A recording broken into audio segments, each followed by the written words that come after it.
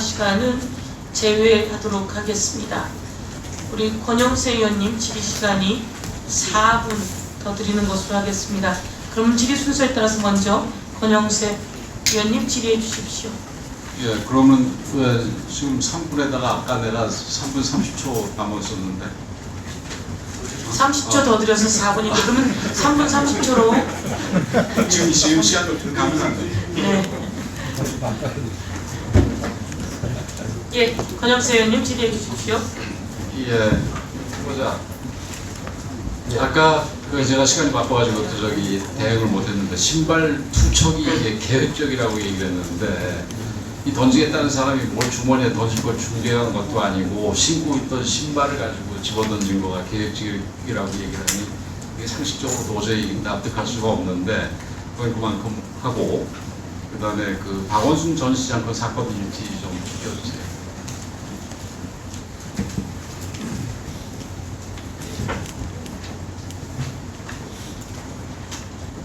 박원순 그 시장과 관련해서 유출 부분은 지금 뭐 얘기 들어보니까 경찰에서 직접 수사를 안 하고 검찰에서 수사를 한다고 그러지만 경찰 입장에서도 내부적으로도 굉장히 중요시하는 부분이라고 생각을 합니다.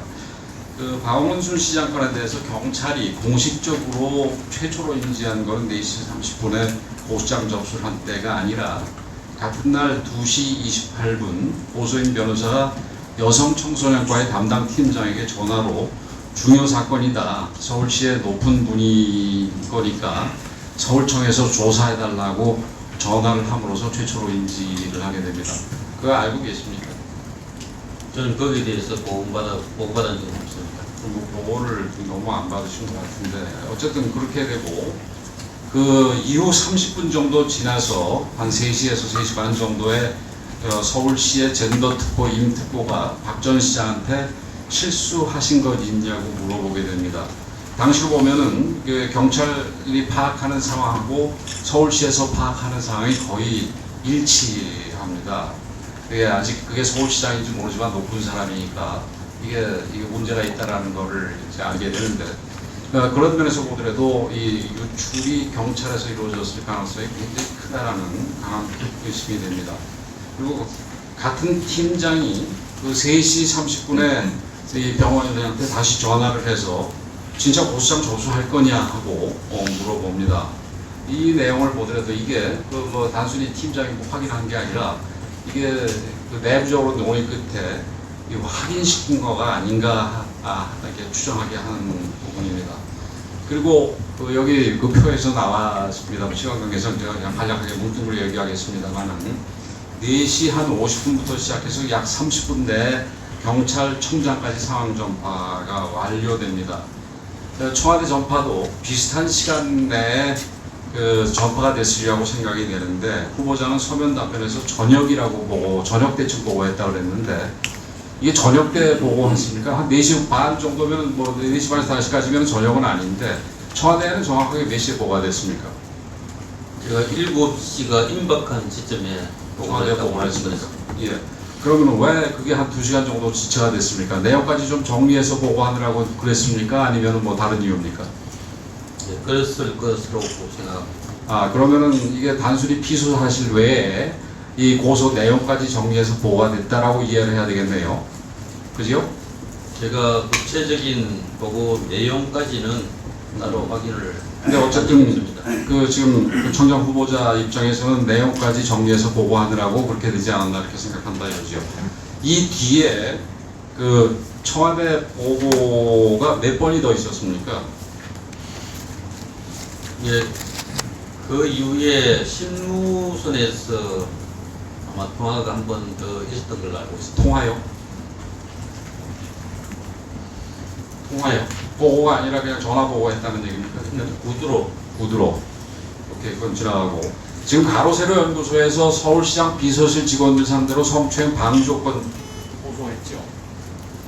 그거 알고 계시죠? 예, 알고 있습니다. 그 수사 진행이 되고 있습니다. 방조 부분에 대해서는 서울청에서 지금 수사 진행 중에 있습니다. 그 방조범을 수사하려고 그러면 본범, 정범 부분이 수사가 돼야 되는데 그럼 정범 부분도 같이 수사가 되겠네요. 예, 제가 오전에도 말씀드렸다시피 법이 허용하는 한 엄정하게 수사할 계획입니다. 그러니까 안 하겠다라는 얘기는 아니고 법이 허용하는 한 하겠다 이런 얘기죠. 네, 그렇게 해야 될 것이라고 저는 생각합니다. 이춘재 사건 예. 같은 경우도 공소권이 없었는데도 다 조사가 됐죠. 예, 그 최소한 이춘재 건하고 비교할 때 이 사건이 그 중요도가 낮다고 생각하지는 않으시죠? 예, 그렇습니다. 그러면 제대로 이 본범 부분도 수사를 해주시기 바랍니다. 이상입니다. 예, 권영세 의원님 수고하셨습니다. 다음은 더불어민주당의 이모선 위원님 질의해 주십시오. 네, 오전에는 그 박원순 서울시장권에 대해서 질의드렸는데요. 경찰 운영에 대해서 얼마나 내용을 알고 계시고 방향성을 갖고 계신지 짚도록 하겠습니다. 먼저 경찰위원회 실질화 관련입니다. 아시다시피 정부조직법 32조에 법무부 조항이 있고 34조에 행정안전부 조항이 있지 않습니까? 예, 법무부 장관의 관장 사무에는 검찰이 들어가 있는 반면에 행정안전부 장관 사무에는 치안이 빠져 있습니다. 아시죠?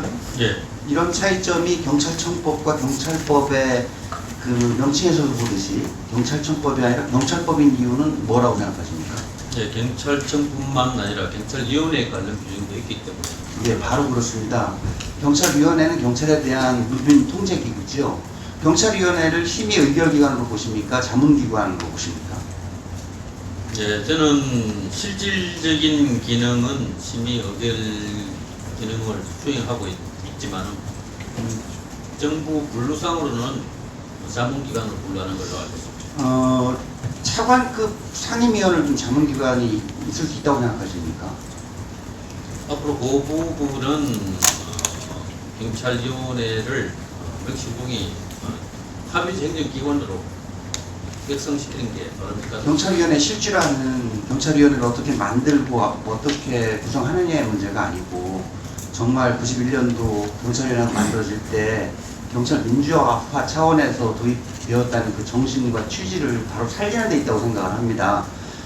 잘 아시다시피 경찰위원회 실질화 논의가 그 제대로 경찰청에서 이런 부분들을 발전을 시켜보지 못했기 때문에 경찰위원회에서 해야 할 마땅한 사명이랄까 역사적인 소명 같은 것들이 무시된 채 오히려 국가인권위원회라든가 고증처리위원회를 개성한 국민권익위원회에서 경찰위원회에서 마땅히 해야 될 일조차도 수행을 하고 있고 또 이런 논의가 별도 기관으로 경찰 옴부즈만 제도를 도입하는 식으로까지 논의가 잘못 이어지고 있는 것이 아닌가 이렇게 본 의원은 생각을 합니다. 이런 부분들에 대해서 경찰위원회 실질화를 논의하는 과정에서 선생님께서도 좀 유념해 주셨으면 하는 당부 말씀 드리겠습니다. 예, 두 번째, 다른 여러 의원님들이 지적을 하셨습니다만 이제 경찰 고위직 구성과 관련해서 경사이하 입직자와 특히 여경의 그 숫자가 상당히 부족하다는 점을 많이 지적을 하시고 계십니다. 이에 대한 개선을 약속을 하셨는데 그 개선 방안에 있어서는 그 사실 좀 구체적이지를 못한 측면이 있어 왔습니다. 그래서 저는 개인적으로 이런 방안을 생각을 해봅니다. 마라톤을 뛴 선수에게 다시 400m 이렇게 일정 구간을 똑같이 출발해서 뛰라고 한다면 이것은 형평에 어긋난다라고 생각을 하거든요. 그러니까 총 경력을 감안해서 숨진 소요수를 다르게 적용한다든지 또 이런 부분들이 우리 근무 평정할 때 후 양가를 매길 때 그런 것들을 감안해서 그 기간에 맞춰서 수를 주어서 3년 기간 누적시켜가지고 좀 이렇게 체계적인 인사 제도를 개선을 해야만이 이런 것들이 제도가 될 수 있지. 인사 칠 때 한두 명 손하면 더 승진을 시켰다고 그래서 이번 인사가 마치 그 배려된 것이냐 이런 식으로 되어서는 안 된다라고 본인은 생각하는데 후보자님의 생각은 어떻습니까? 예, 저도 의원님 말씀에 적극적으로 동의를 합니다. 인사는 제도와 시스템 개선을 통해서 공정과 형평성 있게 진행되어야 된다고 생각합니다. 그래서 저는 다양한 방법을 의원님 말씀하신 그런 방법을 포함해서 기존 중견 경장급에서 일정한 자격과 시험을 통과하면은 패스트트랙 형식으로 뭐 경위로 바로 올린다든지 그런 방법까지도 한번 좀 잘 알겠습니다. 네, 시간 관계에서 한 가지만 더 물어보겠습니다. 경찰 신뢰를 강조하셨는데 권익성 사건 이후에 그 협력단체를 많이 이렇게 개선한다고 하면서 경찰발전위원회 같은 경우를 정비를 한다고 했습니다. 근데 근본적으로 본 위원회 생각으로는 한계가 있습니다.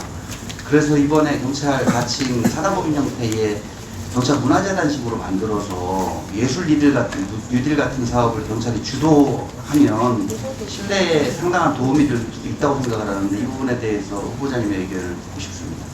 저도 뭐 완벽하게 일치하지는 않지만은 이제 우리 경찰도 좀 문화적 소양을 갖출 필요가 있다 하는 점에는 전적으로 동의를 합니다.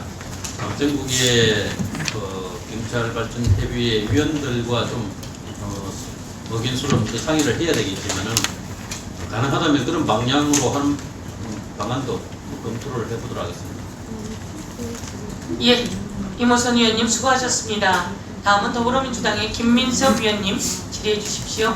네, 후보자, 백남기 농민 사건은 모르실 리가 없죠.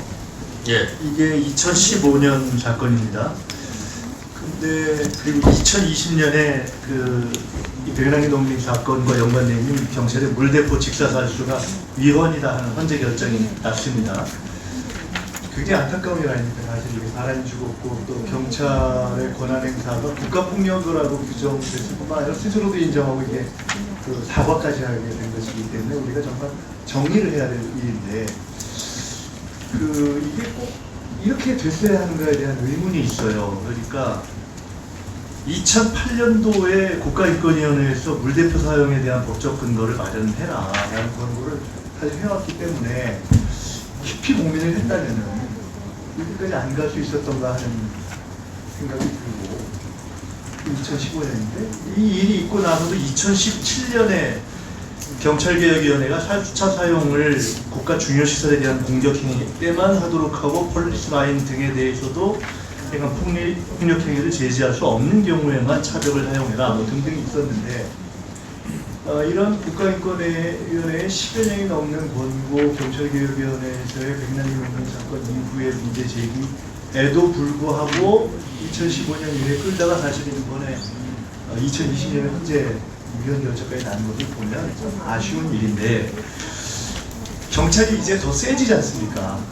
그 국가 권력에서 가장 강한 물리력을 가지고 있기 때문에 어떻게 보면 국가인권위원회나 또는 경찰청의 인권침해 진상조사위원회 이런 등등의 권고에 대해서 사실은 그것이 권고이긴 하지만 굉장히 경청하는 자세를 가지는 것이 필요한 것 아닙니까? 예. 사실 그런 것들에 경청하는 입장을 취했더라면 좀 다를 수 있지 않았는가 하는 생각이 드는데요. 지금 나가 계신 사이에 아까 쌍용자동차 전 지부장 참고인 진술이 있었습니다. 예. 이 또한 모르실 리가 없는데 이게 2009년 사건이잖아요. 2,600명이 임직원 중에 36% 정리 해고됐습니다. 77일 파업했고 그 후에 강제 진압하고 전거동성 해산하고 강제 진압 다음날 손해배상 청구가 돼서 아까 이렇게 보면은 지금까지 한 20억 정도 되고 매일 65만 원씩 늘어나고 있다는 건데 자 이거를 아까 우리가 백남기 케이스를 봤지만 경찰청 인권침해 진상조사위원회에서는 이 건에 대해서도 공권력 과잉 행사에 대해서 사과해라, 손배 취하해라, 그리고 제도 권고 개선해라, 그리고 정부 차원에서 사과하고 명예회복과 취유 방안을 촉구한 거 아닙니까? 예. 그래서 경찰이 일부 수용한 거 아닙니까? 예, 사과는 한 걸로 알고 있습니다. 그리고 국가인권위원회는 대법원의 이 손배소 자체가 이게 애초에 위법하고 부당한 강제 진압의 측면이 있기 때문에 과도하다라는 의견을 지금 대법원 심리 중에 제출한 거로 알고 있는데 제가 지금까지 보니까 기존의 경찰청 입장은 문제는 있었지만 과잉은 있었지만 불법적 상황인 어떤 애초의 상황에 대한 다툼이 있고 소치하가 배임에 해당할 수 있기 때문에 신중하게 검토하겠다. 그다음에 일단 그냥 손은 가겠다. 그다음에 배상하라고 나오면 그거 한 뒤에 집행을 끝까지 가지 않을지 판단하겠다. 이런 입장으로 나오더라고요. 이 부분에 대해서 청장님 생각이 어떠십니까? 후보자 생각. 그냥 네. 기존의 입장 그대로 가겠다? 예, 저도 대법원 재판의 진행 중이기 때문에 최종 판단을 받아오는 것이 바람직하다고 생각하고. 그 세 가지 경우가 아니면 지금 아까 우리가 백남기 케이스도 봤고 이 상황에 대해서도 국가인권위원회나 지금 경찰청 인권침해 진상조사원에서 이런 입장이 있을 때 재검토를 안 해보는 건 저도 안 맞다고 봐요. 이 경찰청 인권침해 진상조사위원회가 이번 정부 시작하면서 인권 최우선의 치안 행정이라는 차원에서 국정과 지금 제기된 건 아시죠? 예. 거기에 들어있는 건데 제가 한 가지만 말씀드릴게요. 권고기관의 권고기 때문에 무의미하다고 생각한다면 저는 제고해야 된다고 봅니다. 그 다음에 일단 재판 받아놓고 보겠다 하는 것도 좀 다시 볼 필요가 있다고 보고, 만약에 배임에 대한 우려 때문이라면은 2008년 대법원에 그 특가법 배임에 관한 그 선고가 있습니다. 참고하시기 바랍니다. 꼭 좀 참고하시기 바랍니다. 제가 다는 읽어드리지 않겠는데 공무원이 이 배임에 대한 일반적인 취지에 한다면 성립할 수 있지만 다수의 이해관계가 나름대로 근거를 가지면서 정면 충돌하고 법적으로 해결하기 어렵고 사회적 무리와 공론이 계속되고 있는 고질적인 문제를 해소하는 과정에서 이것이 해결책을 강구하는 과정에서 이루어진다면 이건 직무 범위에 해당할 수 있다. 저는 판례가 있기 때문에 저는요 정말 재검토하고 있습니다. 왜 새로 시작하시면서 한번 재검토를 해보셔야 꼭 다시 한번 지켜야겠습니다. 예, 수고하셨습니다. 김민석 의원님. 다음은 미래통합당의 김용판 의원님 질의해 주세요. 대구 다수령 김용판 의원입니다. 법 질서가 무너지면 나쁜 자 손으로 덕을 보고 사회적 약자 손으로 피해를 봅니다. 결국 선의를 큰 피해를 본다는 거죠. 본 의원이 서울 청장할 때 노래 부르다시피 했는데 기억나십니까? 예. 예, 화면 한번 보세요.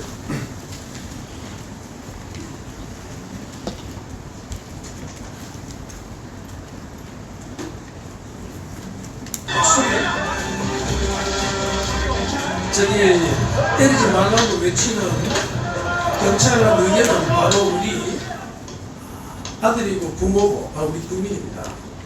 현 문재인 정부 출구의 입동 공천이라고 이 공언하는 민노총의 불법 폭력 시한테는 그 도를 넘어도 지금 한참 넘고 있습니다. 그 반면에 경찰의 대처는 정말 부끄럽기 짝이 없습니다.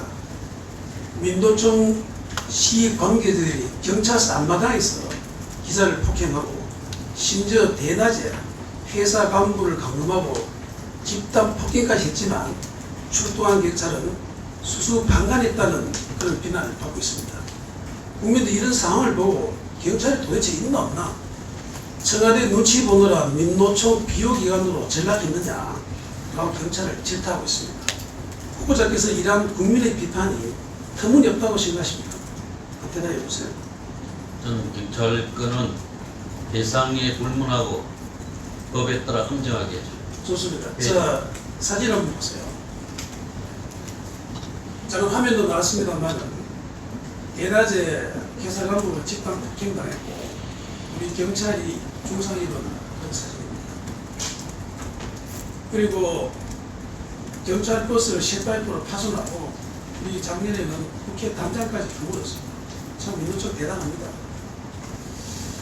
저는 민노총을 핵심 지지세력으로 여기는 문재인 정권 출범 이후 민노총은 점점 더 기고만장해서 거의 안하무인 조업단체로 변질되고 있다 이렇게 봅니다.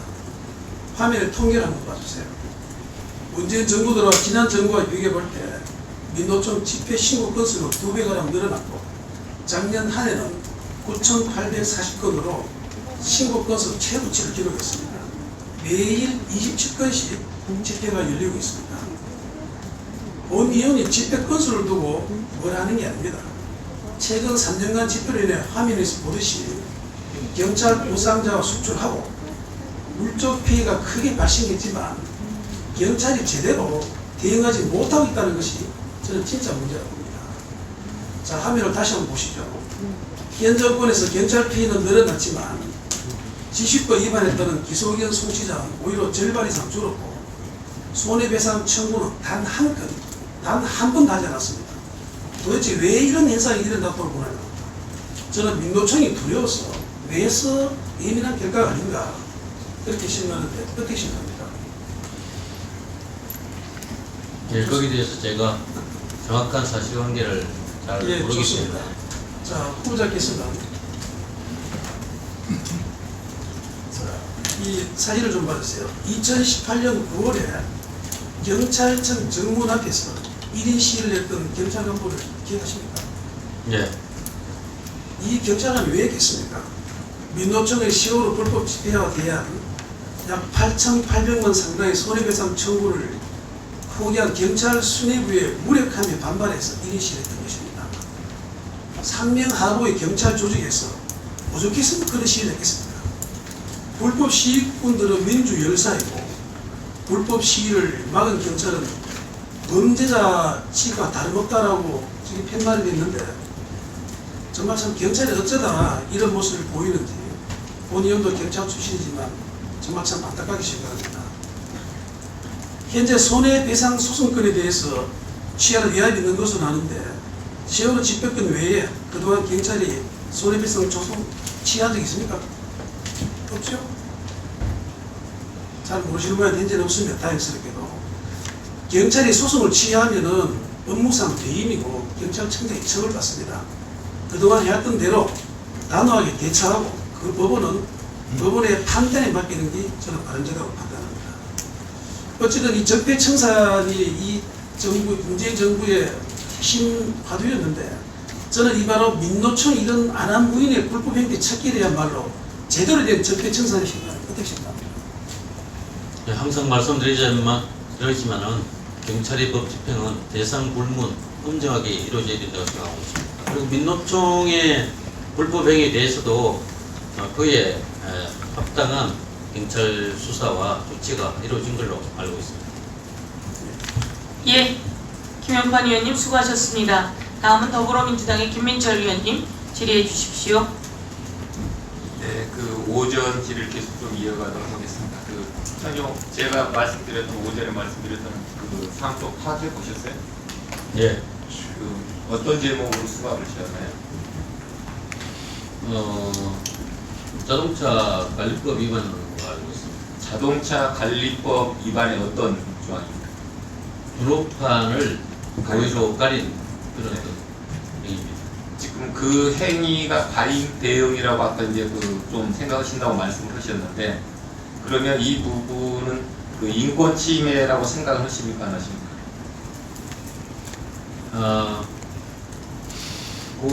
그 비례의 원칙에 비춰봤을 때 공권력을 집행한 절차라든지 그 부분이 문제가 된 거 아니고 그 정도가 좀 과했다는 그런 판단에 의해서 경찰 그 침해가 되는지 안 되는지 간략하게 대답을 해주세요.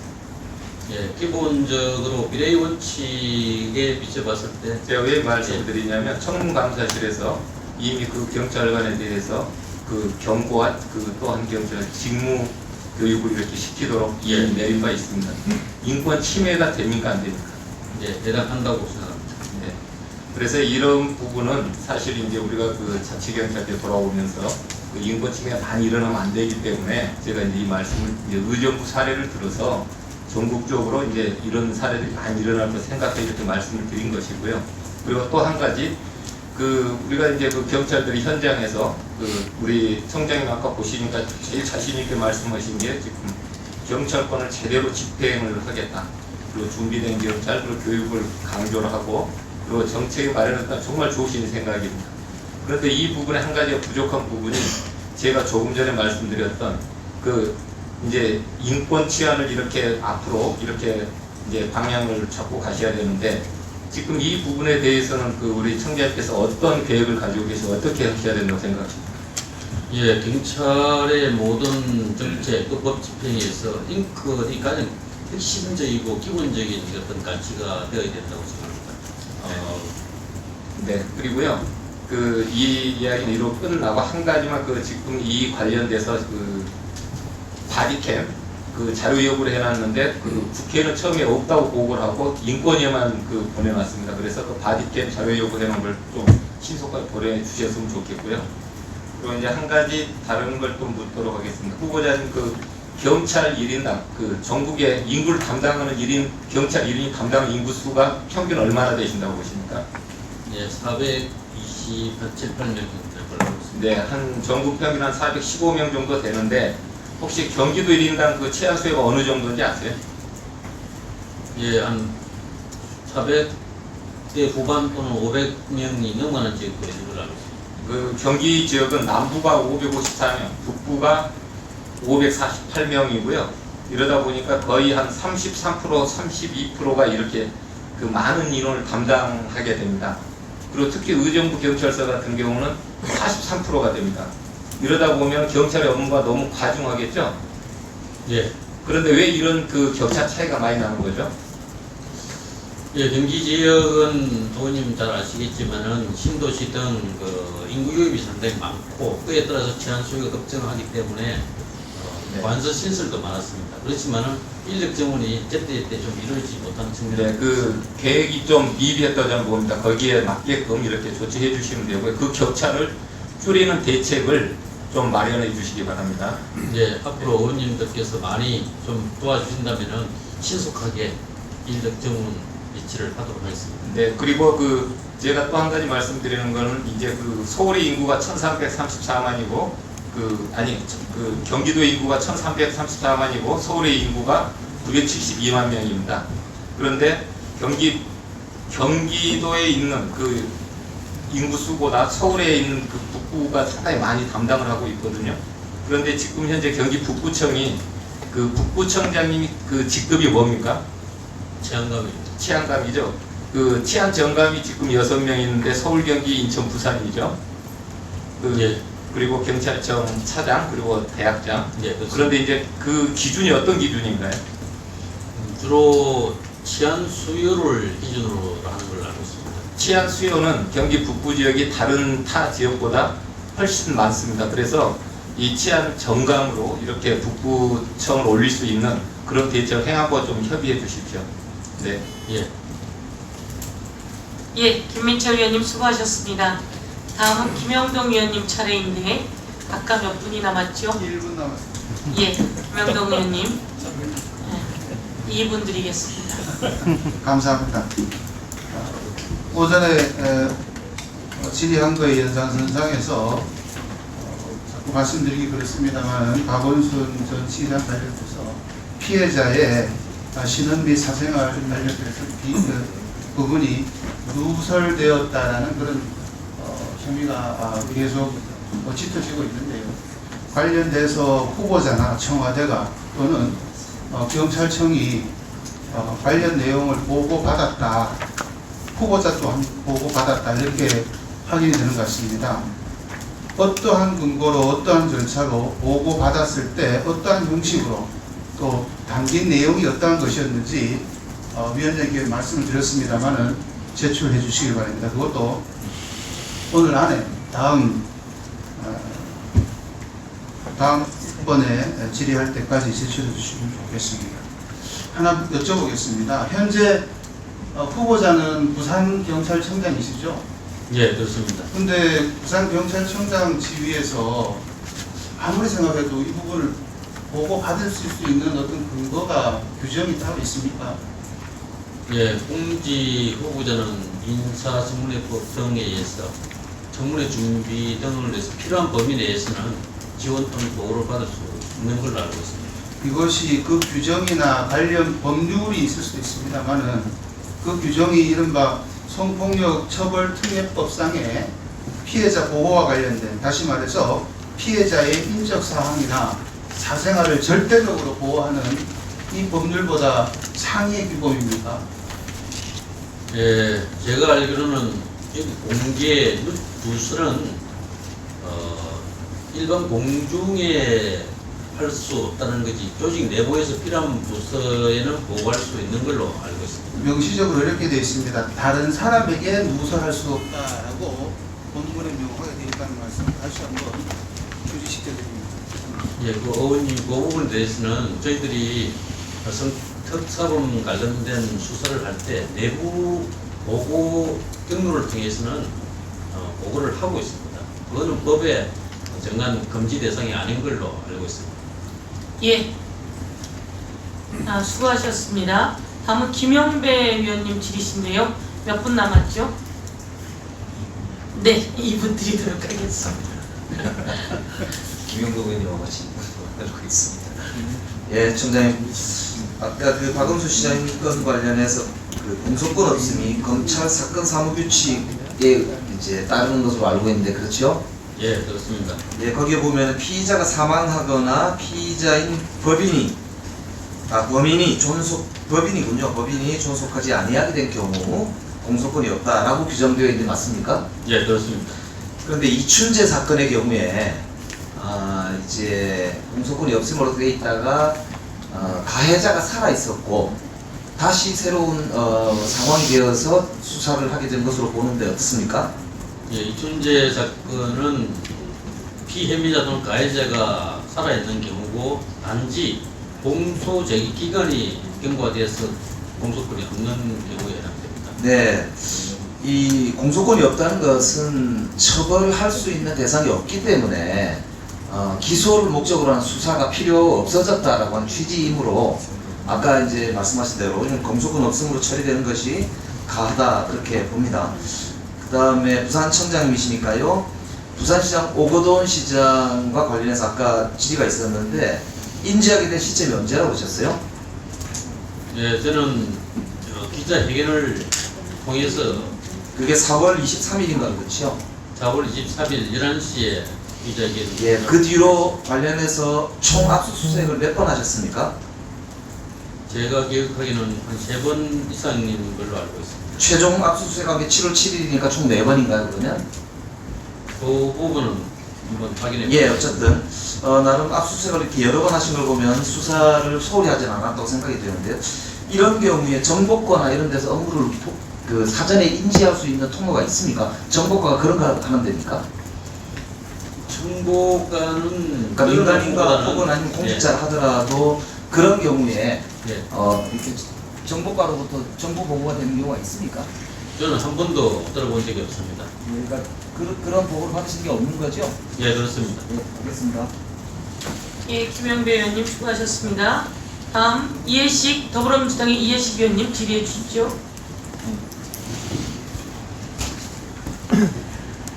네, 서울 강동을의 이해식입니다. 우리 후보자님께서 박원순 시장의 성추행 의혹 수사와 관련해서 조금 소신 있는 답변이 필요한 게 아닌가 그런 생각이 듭니다. 우선 지금 현재 수사는 변사 사건 수사, 방조와 관련된 수사, 그리고 2차 가해와 관련된 수사, 그런 수사를 이렇게 강력하게 하다 보면은 성추행 의혹과 관련해서도 진실에 접근하는 그런 경우가 나온다는 얘기인지, 예. 아니면은 별건으로 그야말로 공소권이 없음에도 불구하고 국민들의 관심이 크기 때문에 고 박원순 시장의 성추행 의혹 사건도 따로 조사를 하겠다는 건지 분명하게 좀 답변을 해주셨으면 좋겠습니다. 예, 제가 말씀드린 최대한 법령의 범위에 대해서 수사하겠다는 말은 공소권 없는 그 사건 자체는 수사할 수 없지만 다른 사건 수사 과정에서 그 법이 허용된다면 그 부분을 수사한다는 그런 어떤 말씀입니다. 네, 알겠습니다. 그렇게 알겠습니다. N번방 사건의 조주빈의 공범 남경읍에 대한 신상공개를 결정을 했죠. 지난 15일로 기억하는데 맞습니까? 네, 그런 걸로 알고 있습니다. 그런데 왜 이 세계 최대의 성착취 동영상 사이트를 운영한 손정우에 대해서는 신상공개를 하지 않았습니까? 그 이유가 뭐죠? 예, 그 당시에는 아쉽게도 N번방 같은 디지털 성착취물 관련된 심각성에 대한 인식이 조금 부족하지 않았나 그런 어떤 표정을 하게 하고 있습니다. 그러니까 저는 이 피의자 그 신상 공개와 관련해서도 경찰이 어떤 그 명확한 기준을 설정하고 있지 못하다 이런 생각을 합니다. 그래서 이번 건을 계기로 해서 피의자 신상 공개와 관련된 그런 명확한 기준을 정하고 또 그것이 국민들의 눈높이에 맞는 국민들이 납득할 수 있는 그런 피해자 신상 공개가 이루어져야 한다고 생각합니다. 어떻게 생각하십니까? 예, 의원님 의견에 전적으로 공감을 표시합니다. 앞으로 신상 공개 부분에 대해서는 나름대로 일관된 기준이 정립될 수 있도록 제가 경찰청장이 된다면 특별히 챙겨보도록 하겠습니다. 네. 아동 학대와 관련해서 좀 질문을 하고 싶습니다. 아시다시피 지금 최근에 아주 비극적인 아동 학대 사건이 빈발하고 있는데 혹시 우리 후보자님께서는 해외에 많이 근무하셨기 때문에 UN 아동 인권 협약이 정하는 아동의 4대 권리가 있는데 혹시 들어보셨습니까? 죄송합니다. 그 구체적인 내용은 네, 그 생존권, 보호권, 발달권, 참여권 이렇게 이제 정리가 되고 있는데 사실은 이 생존권, 보호권은 후진국형 말하자면 후진국에서도 잘 이렇게 보호하지 못 아동의 보호 4대 권리 중에 이 2개 권리가 충족되지 않으면은 후진국으로 분류를 합니다. 그런데 우리나라는 생존권, 보호권이 충분히 보호되고 있다고 보십니까? 아동학대 사건이 1년에 몇 건 정도가 보고가 되죠? 예, 제가 정확한 통계는 1년에 한 2만 건, 예. 최근 5년 10만 건이 넘습니다. 그리고 아동학대로 숨지는 아동이 1년에 몇 명 정도 발생하죠? 죄송합니다. 또 통계를 미처 챙기지 못했습니다. 아까 우리 후보자님께서 가장 이 자부심 있게 생각했던 것은 생활안전국장을 하실 때라고 말씀을 하셨는데 조금 그 점과 관련해서는 조금 더 스타디를 하셔야 될 것 같습니다. 예. 60명 이상이 사망합니다. 예. 1년에. 그죠? 그렇다면 이 아동학대와 관련해서 어떤 이상한 그런 대책을 세우지 않으면 안 됩니다. 예. 아동학대 범죄 처벌 등에 관한 특례법을 정리를 해서 법적으로는 잘 정비되어 있다고 생각하는데 사실 경찰이 너무 미온적이다라고 하는 것이 중론입니다. 알고 계시죠? 예. 의원님 그 부분에 대해서 좀 답변을 드려도 되겠습니까? 네. 예. 예, 저희들이 아동학대에 대해서 나름대로 각별한 관심과 문제의식을 가지고 대응을 하고 있지만은 의원님 말씀하신 대로 1년에 한 2만여 건 그리고 60명 정도의 사망자가 발생하는 데 대해서는 정말 가슴 아프고 또 죄스러운 마음을 가지고 있습니다. 저는 아동학대에 대해서 가장 중요한 게 조기 발견이라고 생각합니다.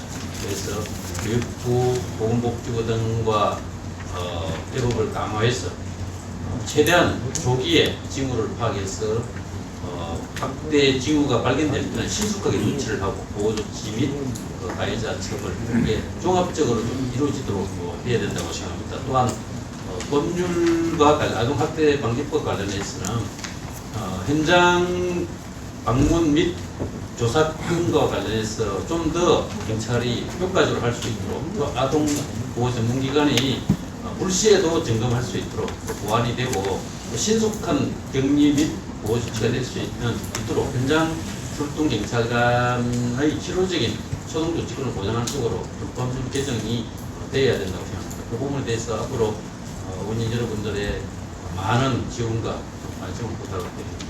저도 의지를 가지고 그 부분을 개선하기 위해서 노력하겠습니다. 예, 이해식 의원님 수고하셨습니다. 얼마 전 가방에 갇혀서 사라져간 아기는 병원에서 머리를 다쳤다고 치료를 받으러 왔고요. 병원의 의사가 학대가 의심된다며 경찰에 신고를 했지요. 그랬더니 경찰이 전화로만 확인을 하고 현장을 가보지 않았습니다. 부모가 자신이 학대했기 때문에 별일 아니라고 계속 이야기를 했기 때문입니다. 그래서 아동보호 전문기관에다가 이야기를 해서 또 가보라고 했는데 아동보호 전문기관도 가려고 했더니 부모가 계속 별일 아니라고 한 것이지요. 이 과정이 재학대 과정을 낳게 된 거거든요. 여기서 경찰이든 그리고 저희 국회에서 법적 조치든 같이 만들어내야 합니다. 그 과정 속에서 경찰이나 아동보호 전문기관이 연락하는 것을 더 부담스러워한 부모는 더 아이를 학대하게 됐고 끝낸 죽음에 이르게 됐는데요. 이것이 저희들의 사회적 책임이 있다, 이렇게 짚고 넘어가야 할 것 같습니다. 그런 일이 더 이상 일어나지 않게 저희가 같이 노력해야 할 것 같습니다. 예, 위원님 말씀 각별히 유념하도록 하겠습니다. 예, 다음은 미래통합당의 박수영 의원님 질의해 주십시오.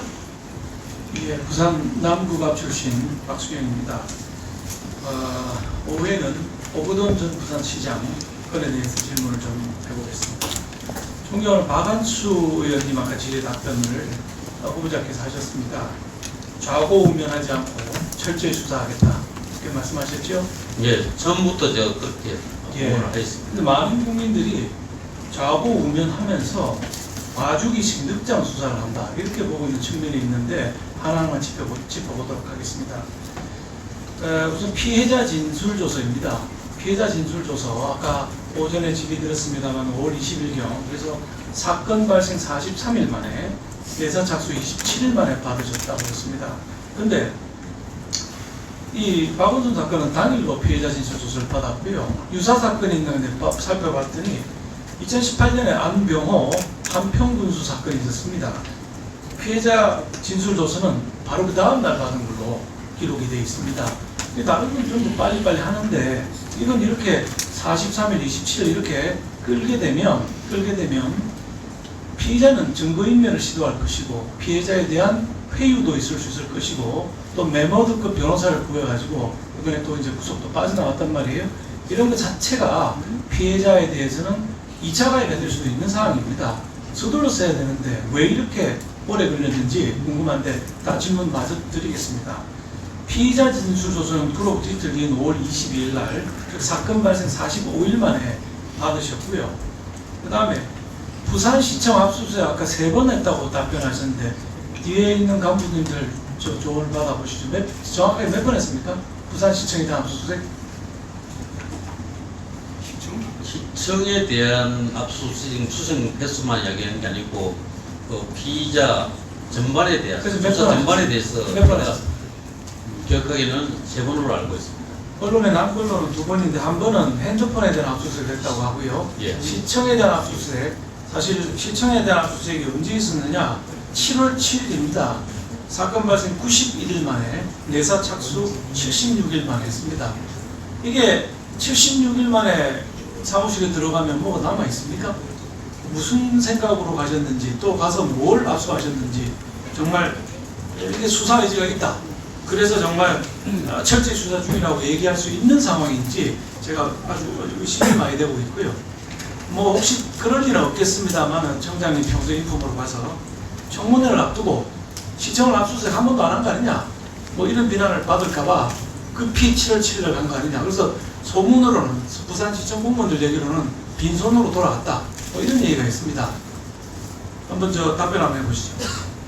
예, 우선 피해자 조사와 관련해서 다른 사건 같은 경우에는 피해자가 피해 신고를 하면서 또 원하는 날짜에 바로 조사가 이루어지는 그런 형태로 이루어졌기 때문에 피해자 조사가 먼저 이루어지고 피의자 수사는 자연스럽게 이루어졌지만 이번 건 같은 경우에는 피의자가 언론을 통해서 발표를 하고 그 다음에 저희들이 인지해서 수사하는 그런 형태이기 때문에 피해자를 포함한 재반 진술을 듣는데 좀 시간이 많이 소요가 되었다는 점을 말씀을 드리고, 저희 경찰이 수사를 고의로 지연시키기 목적이 아니고 진술을 받는 그 과정이 좀 시간이 오래 걸렸다, 불가피한 사유가 있었다는 말씀을 드립니다. 그리고 압수수색 같은 경우에는 추행 부분에 대해서는 사실상 비공개된 장소에서 이루어졌기 때문에 시청을 압수수색할 필요는 좀 크지 않았고, 주로 주변에 CCTV라든지 관련 정황 또 참고인 조사를 통해서 충분히 입증이 가능했습니다. 그 외에 다른 부분은 시장실 안에서 일어났던 사건입니다. 예. 당장 들어가서 압수수색을 했어야 되는 거 아닌가 싶은데 91일 만에 가셨습니다. 자, 그럼 됐고요. 그 다음에 이 사진 기억나십니까? 이게 무슨 사진인지 기억 혹시 나십니까, 장관님? 예, 그제도 펜션에 그렇죠. 4월 30일 날 예, 찍힌 걸로. 부산에 있는 신문 보도에 하면은 경찰이 오거돈 전 시장의 소재지를 파악하지 못하고 있다 이렇게 놨는데 바로 나흘 뒤에 부산일보가 가서 펜션에서 찍은 사진입니다. 신문사는 가지고 있는데 그 많은 부산 경찰은 어째서 소재 파악을 못하고 있는지 궁금하고요. 마지막 질문은 4월 27일 날 내사에서 수사로 전환하셨어요. 근데 4월 27일 날이 공교롭게도 오거돈 시장에 대한 더불어민주당에서 제명한 날입니다. 우연의 일치치고 너무 우연하지 않습니까? 이 두 가지 문제 답변 한번 해주시죠.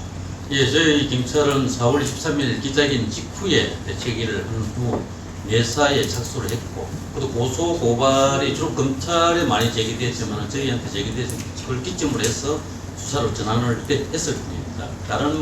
어떤 다른 이유는 없고, 그다음 피의자 소재를 파악하는 것은 어느 정도 피해자라든지 관련 진술이라든지 증거가 어느 정도 확보된 다음에 언제든지 할 수 있기 때문에 굳이 요 단계에서는 피의자 소재를 파악할 그런 필요성이 없었다는 말씀을 말씀드립니다.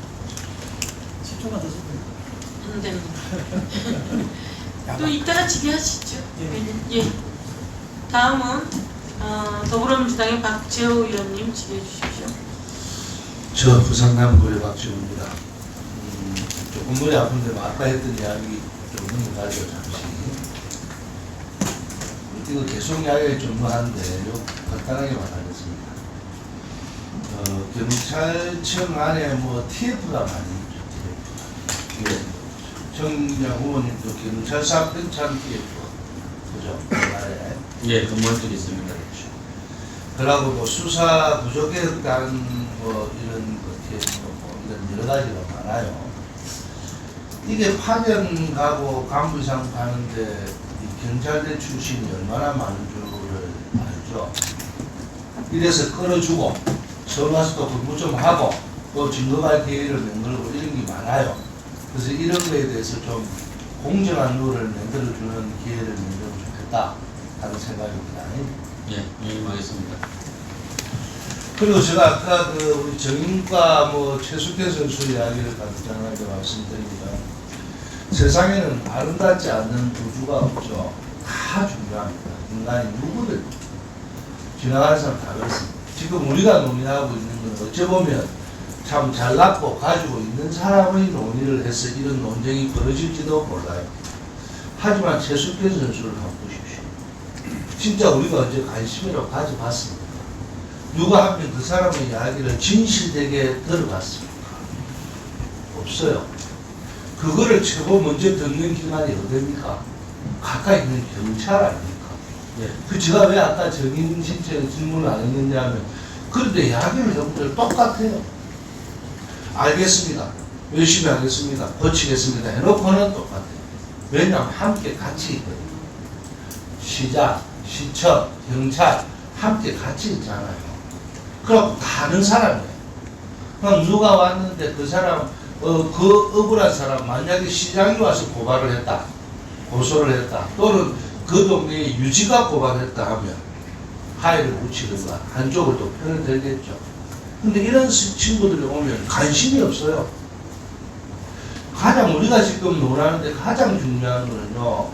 국민 개개인이지 이게 빠지 달고 앉아있는 사람 이런 사람보다 더 중요한 거는요. 사수한 사람 한 분입니다. 사수하지 않는 사람은 세상에 사수한 사람은 아무도 없기 때문에 더 관심을 가져야 되는 맨 일선에 있는 우리 경찰들이 어떻게 했는지 내가 아까 그거에 가물어질 줄 알았습니다. 네? 세상 경찰서장님께서 3월 19일 날 이 고발을 되고 이 사건이 있었는데 4월 2일 날 보고를 받았다. 경찰서장님이 뭐 하시는 분입니까? 고소 사건이 엄청나게 많이 들어오죠. 그렇지만 가장 중요한 고소 사건은요. 폭행이나 뭐 이런 단수 폭행이나 이런 게 아니라 구조적인 폭행. 자, 운동선수들이 대다수 어떻게 살아요? 합숙을 하죠. 또 위에서 명령하면 지시를 따르게 어렸을 때부터 비와왔습니다. 폭행을 당해도 말도 못하고요. 그리고 하물며 체육회 문제는 진짜 심각하거든요. 정종선 씨 뭐 고등학교 축구 연맹회장 이런 사건 알죠? 또 이탈리아하고 뭐 또 선수가 진짜 많습니다. 부모님들은 그 친구가 그런 재능이 있다고 보내놨는데 그 안에서 이래 억울한 폭행을 당해도 또 무슨 일을 당해도 말을 못합니다. 왜냐하면 고등학교, 대학교 가는데 방해가 된 것이고 이런 신고가 들어오는 순간 그 지역의 경찰서에 접수되더라도 바로 지방청에 보고가 돼서 아무 관계없는 사람이 조사를 할 수 있는 이런 그 시스템을 만들어 놓지 않으면 당분간이라도 이렇게 만들어서 체육계를 정화시키지 않으면 답이 없습니다. 청장님 이번에 되시면요 체육계 근절 전체를 위해서라도 이런 사건이 지금도 비일 기재합니다. 매일 우리가 조금씩은 나아지겠지 하고 바라는 것보다 이게는 어린이들도 있고요 또 아주 미성숙한 사람도 많이 있습니다. 이 문제는 좀 심각하게 생각하셔서 지방청에 누구라도 이런 집단적인 어떤 합숙이라든지 체육회에서 고발이 들어오면 고소가 들어오면 바로 그런 청리에서 바로 접수를 받아서 할 수 있게끔 국민들에게도 알리고 또 사전에 인지도 하는 그런 경우가 돼야 이 경우가 없어질 가능성이 있습니다.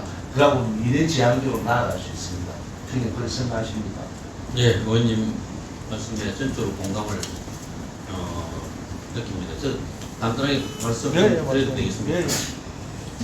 저도 우리 일선, 특히 일선에 있는 우리 경찰관들의 판단 하나하나, 조치 하나하나에 따라서 우리 국민들의 소중한 생명이 보호되고 또는 방치되고가 결정된다고 생각하기 때문에 우리 일선 경찰관들에 대한 교육훈련을 통해서 정확한 판단과 조치가 이루어지는데 아주 중점을 두고 강조를 해왔습니다.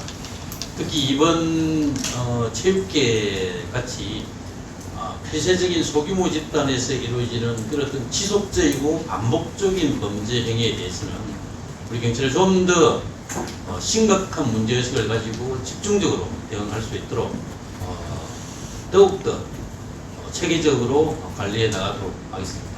시스템 만들어 보죠. 알겠습니다. 예, 박지우 의원님 수고하셨습니다. 다음은 미래통합당의 박완수 의원님 질의해 주십시오. 후보자님 조금 전에 우리 민주당 동료께서 정보과가 오거돈 시장에 정보를 수집하지 않는다 이렇게 답변을 하셨는데 정보과가 범죄 정보 수집합니까? 안 합니까? 하죠? 하고 있습니다. 지난해 10월 달에 언론을 통해서 오거돈 시장에 성폭행 의혹, 범죄 의혹이 제기됐는데 당연히 정보과에서 내사에 착수하고 그 결과를 가지고 수사 여부를 판단해야 되는 것인데 왜 정보 수집을 안 한다고 이야기하는 거예요. 지금 우리 청장께서는 오늘 답변을 많이 하셨는데 청장 후보께서는 답변을 많이 하셨는데 권력 주변에 있는 분 정치인들에 대해서는 실실 후에 압수수색하고 석 달 지나도 수사 결과도 안 나오는 반면에 김기현 전 시장과 같은 야당 정치인에 대해서는 선거 목전에 두고 피사실 끊임없이 공표해가면서 수차례 영장 신청을 해서 강압 수사를 했습니다. 이런 것이 대통령께서 말씀하신 과정이 공정한 것입니까?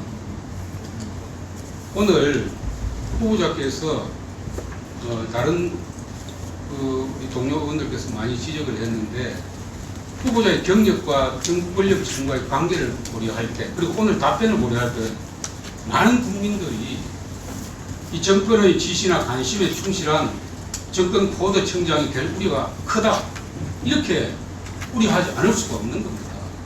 거기에 대한 간단한 답변을 해주시기 바랍니다. 저는 경찰관으로서 정치적인 고려 없이 오로지 국민 기준, 국민 관점에서 법 집행을 하도록 하겠습니다.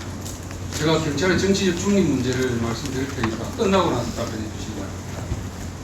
1954년도에 형사소송법이 처음 제정될 때 경찰에 왜 단독 수사권을 안 줬나 하면은 경찰의 인권의식하고 사업적 전문성, 정치적 중립성 이 세 가지가 의심받았기 때문입니다. 70년이 지난 지금 제가 볼 때는 경찰의 인권의식이나 사업적 전문성은 많이 향상이 됐습니다. 그래도 아직도 해결이 안 되고 국민들이 우려하는 것이 이 정치적 중립성 문제입니다. 최근에 문재인 정부 들어오고 나서 경찰이 스스로 이 정치적 중립성을 망가뜨리는 사례가 엄청나게 많습니다. 이것은 다른 사람 책임이 아니에요. 경찰 조직의 책임입니다. 앞에서도 말씀드렸지만 울산시장 선거게임 문제라든지 드루킹 사건이라든지 특히 2018년도 지방선거 앞두고 야당 후보, 사천시장, 양산시장, 창원시장, 서초구청장 모두 압수수색했습니다. 이 전부 표적 수사입니다. 노골적으로 경찰이 선거에 개입합니다. 이런 사례를 보면서 과연 경찰이, 우리 대한민국 경찰이 권력 편향적이고 정치적인 수사를 안 한다고 할 수 있느냐, 정치적 중립성을 지키고 있다고 볼 수 있느냐, 저는 아니라고 생각하고 국민들도 아니라고 생각합니다. 오늘 답변 과정에서 후보자께서 일선 말씀하시는데 이 경찰의 정치적 중립성을 훼손한 것은 일선 경찰들이 한 거 아니에요. 대부분이 경찰 간부들이, 최고 총수가 역사적 고비가 있을 때마다 오이청 지시나 권력 핵심의 지시에 의해서 최고 간부들이 다 정치적 중립성을 훼손한 겁니다.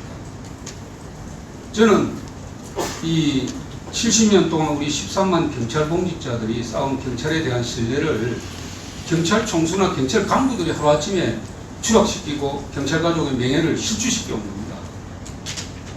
지금 최근에 와가지고 이제 수사권 조정 문제라든지 또 여러 가지 이 경찰의 자율성 문제에 대해서 제도적으로 보완이 되고 우리 국민들께서 지켜보고 있는데 지금 현재 경찰 총수들이 잘못하고 경찰 간부들이 정치적 중립성을 훼손하고 하는 거 언젠가는 밝혀집니다. 절대 오래 가지 않아요. 그래서 저는 이제 정말 경찰이 정치적 중립성마저도 완벽하게 성취할 때 우리 대한민국 경찰이 국민들로부터 신뢰받는 경찰이 된다고 생각합니다. 그래서 정말 이제 경찰이 정권의 심부름꾼이 아니고 국민의 심부름꾼이 돼야 된다. 그렇게 말씀을 드리고, 우리 후보자께서 아시는지 모르겠습니다만 지난해 6월 달에 리얼미터가 국가사회기관 신뢰도 조사를 했는데 경찰이 최하위입니다. 그 이유가 이 정치적 중립성 문제 때문에 저는 있다고 생각하거든요. 후보자께서 임기 2년 보장받고 이제 청장으로 이렇게 임명되실 건데 정말 대한민국 경찰사에 남는 청장이 되기 위해서는 이 정치적 중립성, 권력에 편향되지 않는 그런 청장으로 바로 쓸 때 정말 역사에 남는 경찰청장이 된다고 생각했습니다. 예, 의원님의 말씀에 많은 부분, 깊이 공감을 합니다. 다만 몇 가지 우리 경찰이 수사한 사건이 정치적 편향, 정치 목적으로 수사가 이루어졌다고 하신 말씀에는 제가 100개의 사건에 대해서 잘 알지는 못하지만 경남에서 이루어진 북건전을 담아내 볼 때 수사가 정치 일정하고 일부 겹치는 그런 겹치기 때문에 약간의 오해 소지는 있겠지만은 제가 개인적으로 또는 보고받은 바로는 그런 목적에 의한 수사는 아니라는 점을 말씀을 먼저 드리겠습니다. 그리고 경찰의 정치 중립이 무엇보다 더 중요하다는 그 의원님 지적에는 충분히 공감을 합니다. 저도 그래서 우리 경찰의 정치 중립을 위해서 경찰위원회를 명실공히 경찰을 제대로 통제할 수 있도록 그런 수준으로 의결 심의 기능을 추가하고 또 견제 수단을 좀 더 효과적으로 가미를 해서 경찰 중립의 울타리 역할을 할 수 있도록 저는 필요하면은 관련 법령까지도 개정이 필요하다고 저는 생각하고 있고, 또 특히 우리 수사와 관련해서 중립성, 독립성을 보장하기 위해서 국가수사본부를 도입하고 또 개방직 국가수사본부장이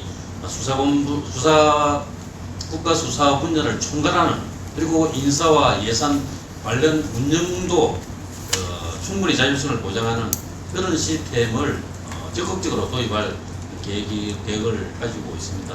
앞으로 저희 경찰이 의지를 가지고 중립적이고 독립적인 책임 수사를 실현을 할 수 있도록 필요한 법적, 제도적 제도 개선도 상당히 많이 있을 걸로 생각하고 있습니다. 저희 내부적으로 할 수 있는 어떤 제도 개선 및 심사 견제 장치는 충실히 이루어 나가도록 하겠습니다.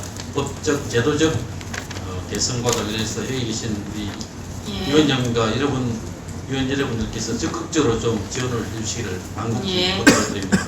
또 마무리 말씀도 있으시니까 이제 다음 질의로 들어보도록 하겠습니다.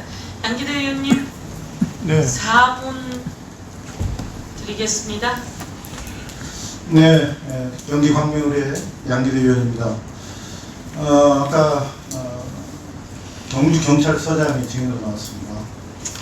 최숙현 선수 사망과 관련해서 사죄를 하고 갔습니다. 아주 전형적인 늑장 수사고 편파 수사고 눈치 보기 수사에 자인한 것이죠. 방금 정장 후보자께서 다짐하고 또 다짐하지만 그게 15만 일선 경찰에 전달되고 그런 것들이 시민들, 또 사회적 약자 피해자들한테 그래도 경찰이 제대로 수사를 하고 있다는 것을 전달되기에는 많은 시간과 어려움이 있으라고 봅니다. 방금 법적 제도적 그 장치 마련을 위해서 노력한다고 했는데요. 그것이 앞으로 어떻게 될 것인가에 대해서 좀 구체적으로 고민해 본 적이 있습니까?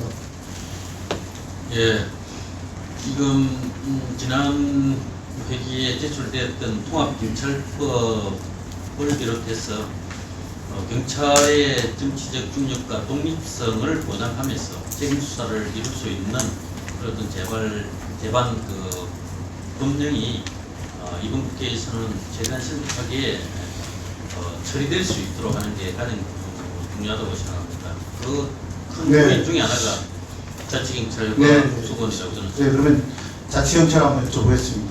우리 국민들은 자치경찰이 국민의 편에서 또 사회적 약자의 편에서 작동되기를 원하는데 지금 경찰에서 흘러나오는 여러 얘기 중에 하나는 기초단 파출소까지 중앙경찰과 지방경찰이 같이 활동을 하게 된다. 그렇다면 명예의 중복이라든지 여러 혼선이 있고 그것은 결국은 시민들, 국민들의 혼선으로 이어진다. 그런 얘기가 있습니다. 그래서 지금 검경 사건 조정 그런 걸로서 경찰 역할이 과거에 비해서 굉장히 커졌습니다. 예. 그 커졌을 때 이번에 정말 제대로 된 경찰 개혁을 위해서는 과감히 자치경찰을 민생 또 정말 시민들이 바라는 분야는 이양을 하고 정말 중앙의 수사본부를 설치한다든지 조금 더 큰 틀에서의 경찰을 운영하는 게 맞다고 보면 어떻게 생각하십니까? 예, 의원님 말씀에 공감을 하고 있습니다. 국가경찰은 중대범죄라든지 테러, 또 국제협력 등에 집중을 하고 자치경찰은 주민 친화적인 경찰활동 및 자치단 자치행정과 결합해서 예방 위주의 지역 특성을 반영한 그런 경찰활동에 중점을 두는 방향으로 설계를 하는 게 바람직하다고 생각합니다. 네, 그래서 방금 일부 언론에 나온 걸 보니까 우리 청장 후보자께서 고위공직자 권력형 성범죄를 고위공직자 범죄 수사처에 포함이 가능하다 이렇게 발언을 했다고 하는데 맞습니까? 가능하다고 한 게 아니고 하는 게 바람직하다고 말씀을 드렸습니다. 권력형 성범죄인 경우에는 가능하다, 바람직하다 그렇게. 왜 이 얘기를 하게 됐습니까? 예? 왜 이 얘기를 하게 됐습니까? 왜 이런 생각을 하게 됐습니까? 예, 의원님 질의에 대한 답변 과정에서 나왔습니다. 예, 그럼 제가 제 질문 마지막으로 하면서 마치겠습니다. 오늘 박원순 시장 건과 또 오거돈 전 시장 건 등등이 문제 얘기를 하면서 고위공직자의 권력형 성범죄에 대해서는 적어도 경찰에 대해서는 기준이 마련돼야 됩니다. 그래서 그 수사 기준 자체 내부의 수사 기준이 마련돼야 어떤 범죄와 유사한 범죄가 오더라도 일관되게 하는데 그렇지 않으면 또 똑같은 일이 되풀이될 수밖에 없지 않습니다. 그래서 우리가 과거의 일들을 잘 밝혀서 새로운 그 규격을 삼아서 제대로 하려고 하는 거 아니겠습니까? 그래서 이러한 권력형 성범죄가 있다면 어떤 매뉴얼도 만들고 교육도 시키고 해서 그런 혼선이 없고 또 오해를 안 사는 그런 경찰의 권 행사를 해주시겠습니까? 예, 고객님 말씀 유념해서 고위공직자 관련 그런 어떤 범죄에 대해서는 더 엄격하게 수사를 할 수 있도록 챙겨나가도록 하겠습니다. 예, 수고하셨습니다. 아까 그 증인 질의 때 1분 다 안 쓰셨기 때문에 이번에 조금 더 드렸습니다. 다음은 더불어민주당의 오영환 위원 질의해 주십시오. 네, 경기 의정부시갑 출신 오영환 위원입니다. 저는 이번에 교통안전 관련 질의를 드리려고 합니다. 지난 5월 21일에 이제 두세 아이가 사망하는 교통사고가 발생했습니다. 바로 스쿨존 내에서 불법 유턴하던 차량에 의해서 사고가 발생했고, 일명 민식이법 시행 이후 첫 사망사고로 기록되었습니다. 속력은 30km 이하였지만 불법 유턴하는 과정에서 아이를 보지 못했다 이렇게 말을 하였습니다. 어제 일자로 검찰에 송치된 것으로 알고 있는데, 강력한 법적 처벌을 통해 안전운전을 유도하는 것도 중요하지만 교통사고, 특히 어린이 안전사고 관련해서는 강력한 후속 대책들이 뒤따라야 한다고 생각을 합니다. 중앙분리대를 더욱더 확대 설치한다든지, 그리고 어린아이들에 있어서 특별히 문제가 되는 것이 어쩌면 시야에 잘 보이지 않기 때문에 이 무단횡단을 방지하는 안전 펜스가 충분히 많이 설치되어야 한다, 그런 주장도 있습니다. 또 과속 방지턱, 또한 이 단속 카메라 등이 더욱더 확대되어야 한다, 이런 주장이 있는 것도 알고 계실 거라 생각합니다. 예. 그런 지금 경찰 차원에서 혹시 그런 대책들에 대해서 논의하고 있고 추진되고 있는 것이 있는지 한번 여쭙고 싶습니다. 예, 소위 민식이법 통과 이후로 법 규정에 의해서 전국 2만 지역의 어린이 보호구역 내에 있는 지역에 대해서는 그 중에서 한 16,000군데 정도가 스쿨존으로 지정이 되어 있습니다. 스쿨존에는 무인난 장비, 과속 방지, 그다음에 망호 울타리, 바닥 노면 표시 개선, 다양한 안전 시설을 구축하게 되어 있습니다. 현재 한 4% 정도가 진행되고 있는데 2023년까지 완료될 수 있도록 자주정과 긴밀하게 네, 가장 신속하게 추진되어야 할 사항 중 하나라고 생각을 합니다. 그런데 민식법 시행에 따라서 어쩌면 운전자가 아무리 주의하여도 이제 사고가 발생하면 무조건적으로 운전자가 책임져야 한다, 그런 좀 운전자분들의 불안과 그런 국민적인 오해가 있는 것 또한 알고 계실 거라 생각합니다.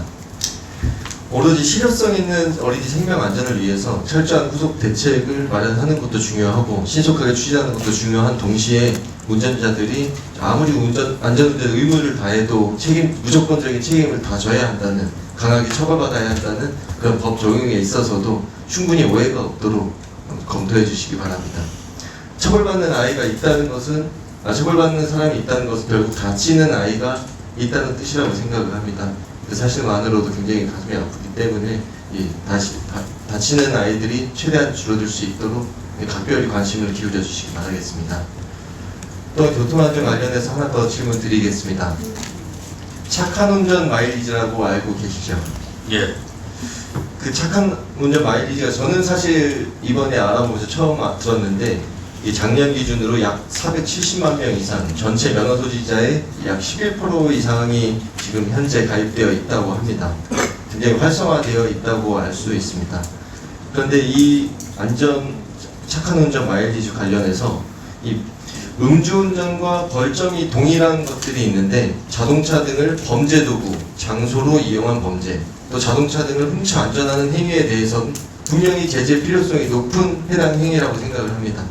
그런데도 이 착한 운전 마일리지를 적용해서 이 범죄들에 대해 운전면허 정지 처분을 회피가 가능한 현실이었습니다. 이 부분에 알고 계셨습니까? 일부 벌점이 감소는 될 수 있지만은 면허 취소 등이 아마 없어지지는 않을 걸로 저는 생각하고 있습니다. 네, 그 감점을 줄여들음으로써 회피가 가능했다는 그 조사 결과가 있었습니다. 그에 따라서 국민권익위에서 이 마일리지 사용 제한 대상에서 이런 범죄에 해당 행위에 따라서 올해 6월까지 그 규칙 개정을 권고했었는데, 이 권고한 대로 추진이 되었나요? 그 부분에 대해서는 나중에 확인해서 말씀드리도록 하겠습니다. 예, 제가 확인해 본 바로 의하면 아직까지 그 권고한 대로 예고되지 않은 것으로 파악이 됐는데, 이 청정으로 취임을 하시면 후보자께서 이 착한 운전 마일리지가 이제 더욱더 잘 시행돼서 온전히 국민 안전, 교통 안전을 위한 선진 문화 조성을 위해서로 힘써 주시기를 다시 한번 좀 강조드리고 싶습니다. 추가적으로 우리 국민 교통 안전에 있어서 다짐 한마디만 짧게 부탁드리겠습니다. 예, 의원 여러분들께서 잘 아시다시피 지금의 교통 행정은 소통 유지에서 안전, 국민 안전을 최우선으로 하는 그런 정책으로 변하고 있습니다. 우리 현 정부도 국민 생명 살리기 3대 프로젝트의 하나로 교통 사망 사고 줄이기를 추진하고 있는데, 부산에서도 5030 전면 시행 등 국민 교통사고로부터 국민 안전을 지키기 위한 그런 경찰의 노력을 제가 직접 해본 경험도 있습니다. 앞으로 이런 재반 경험과 노력을 경찰청장으로 취임한다면은 더욱더 정부를 확대해서 국민 생명을 소중한 생명을 지키는데 우리 경찰 활동에 중점을 두도록 하겠습니다. 네, 수고하셨습니다. 오영환 의원님. 앞으로 추가 질의하실 분이 5분 계십니다. 5분씩 5분이기 때문에 그걸 마치고 휴식 시간을 하도록 그렇게 하겠습니다. 조금 기다려 주시면 감사하겠습니다. 다음 미래통합당의 서범수 의원님 질의해 주십시오. 예, 서범수 의원입니다. 후보자님, 조금 전에 정치적 중립을 위해서 경찰위원회를 강화하고 제도를 보완하시겠다고 말씀하셨죠. 정말로 그것만 강화를 하면 정치적 중립을 지킬 수 있습니까? 어떻게 생각하십니까? 예, 제도는 중립성을 보장하는 하나의 어떤 기반 발판일 뿐이지 실제 중립을 제대로 실현하는 죄송합니다. 시간이 없어. 의지라고 생각합니다. 시스템의 문제가 아니죠. 우리 사람의 문제죠. 경찰청장만 중심을 잡으면 정치적 중립 할 수 있는 거 아닙니까? 경찰청장이 중심을 못 잡으니까 자꾸 권력에 휘둘리는 거 아닙니까? 예, 청장의 의지도 상당히 중요하고 또 정부 12만 넘는 대규모 조직이기 때문에 시스템도 상당히 중요하다고 생각합니다. 앞으로 청장님 되시면 한번 지켜보겠습니다. 자, 아까 오전에 박원순 전 서울시장 건 관련해서 성추행 피서 사건 단순한 법 형식적 논리에 의해서 공소권 없는 걸로 종결 처리하시겠다고 하셨죠. 현재 법 규정에 의하면 성추행 피서 사실 관련해서 예, 하셨다 하셨죠. 한다는 게 아니고 그럼요. 지금 당장 한다는 게 아니고 예. 규정상 그렇게 단계에 맞다는 아니 성추행 박원순 사건 성추행 피소 사건을 공소권 없는 거로 처리하십니까 안 하십니까? 처리하는 게 법 규정에 맞다고 제가 말씀을 드렸습니다. 그게 맞다고요? 법 규정에. 예, 그럼 자 동영상 한번 보겠습니다. 문재인 대통령이 장자연 사건과 김학의 전 차관 사건에 대해서 사실상 재수사를 지시했습니다. 검경의 조직적 비호와 은폐 등이 이번 사건의 핵심이라며 공소시효 예고와 관계없이 철저히 수사해서 진실을 밝히라고 강조했습니다. 국민들이 보기에 대단히 강한 도움이 있는데도 불구하고 오랜 세월 동안 진실이 밝혀지지 않았거나 심지어 은폐되어 온 사건들이 있습니다. 예, 됐습니다. 자, 물론 피고소 대상자가 있냐 없냐의 차이는 좀 다르지만 다 같이 공소시효가 만료된 거나 피고소인이 사망한 거나 다 공소권이 없는 거죠. 예, 그렇습니다. 그럼 그 법령에 의하면 이거 수사하면 안 되죠. 김학의 차관이나 내지는 장자연 사건 수사하면 안 되죠. 김학의 관련 사건 같은 경우는 공소시효 만료된 부분도 있고 그렇지 않은 부분도 그렇지 않은 부분도 진실을 규명하라고 지시하셨잖아요. 지금 우리 청장 후보자께서 아까 말씀하신 인사권자께서 하셨죠. 만약에 우리 문재인 대통령께서 공소 사실 여부 내지는 공소권 없음 여부에 관계없이 수사를 하라고 만약에 지시를 하면 우리 후보자님은 어떻게 하시겠습니까? 저는 항상 말씀드렸다시피 경찰은 법 규정에서 정한 범위 내에서만 한다고 해야 된다고 대통령께 지시하셔도 못하는 겁니다. 그죠? 네, 알겠습니다. 자, 다음 지금 공무상 비밀누설 관련해서 성추행 고소 사건이 조사 시점을 전제해서 계속 나가고 있다고 계속 말씀을 하시고 있지 않습니까? 우리 후보자께서는 어디라고 보십니까? 청와대입니까? 경찰입니까? 후보자입니까? 즉 경찰도 청와대도 아까 후보자님께서 고소장 접수 내용을 보고받으셨다 하셨죠? 그죠? 예. 간단하게 고소장이 접수된 누구로부터? 서울청 예. 관계자로부터 서울청 관계자 누구예요? 정확하게 말씀해 주세요. 서울청 관계자 누굽니까? 서울청 해당 부서 해당 누구 부서라고 그 이야기를 왜 못하십니까? 누구한테 받았다? 그 특정을 하면은 예. 또 개인정보 그게 왜 개인정보예요? 그거 보고 라인입니까? 수사 라인이에요? 네 그렇습니다. 그럼 누군데? 그중 말씀하셔야죠. 그 정도 말씀 못합니까? 못하세요? 그 받은 문자에는 고소인 관련 정보는 그러니까 제가 누구로부터 받았나요? 누구로부터? 그 G 라인에 있는 간부로부터 받았습니다. 그것도 비밀입니까? 왜 그걸 떳떳하게 말씀 못하세요? 정보화요입니까? 아니 정보부장입니까? 정보부장입니까? 아니 수사 라인에 있는 그럼 생활안전부장입니까? 여청과장입니까? 제가 이 자리에서 구체적으로 특정해서는 말씀드리기 어려운 점 이야기를 드리겠습니다. 나중에 한번 봅시다. 자 그러면 청와대 아까 2번 보고하셨다 했죠? 네 그렇게 알고 있습니다. 언제입니까? 같은 날 시간상으로는 임박해서 한 걸 알고 있습니다. 2번을요? 2번을 7시 반, 8시 뭐 그 정도 2번 아니면 다음 날 아침? 아닙니다. 바로 직후에 아마 2번을 왜 보고했을까요? 아마 그 구체적인 내용은 모르지만 확인차 실무자가 추가로 이렇게 한 걸로 실무자가요? 최초 보고 후에 조금 시간이 지난 다음에 실무 차원에서 또 통화가 똑같은 내용을 예, 의원님 정리해 주십시오. 예, 이따가 또 추가 질의해 주십시오. 예, 다음은 더불어민주당의 오영훈 의원님 질의해 주십시오. 네, 저희시의회 출신 오영훈 의원입니다. 좀 전에 과거사무제에 대해서 질문 드린 적이 있는데요. 최근에 4.3 진실전에 전시회에도 가셔서 격려해 주신 데서 고마운 말씀드립니다.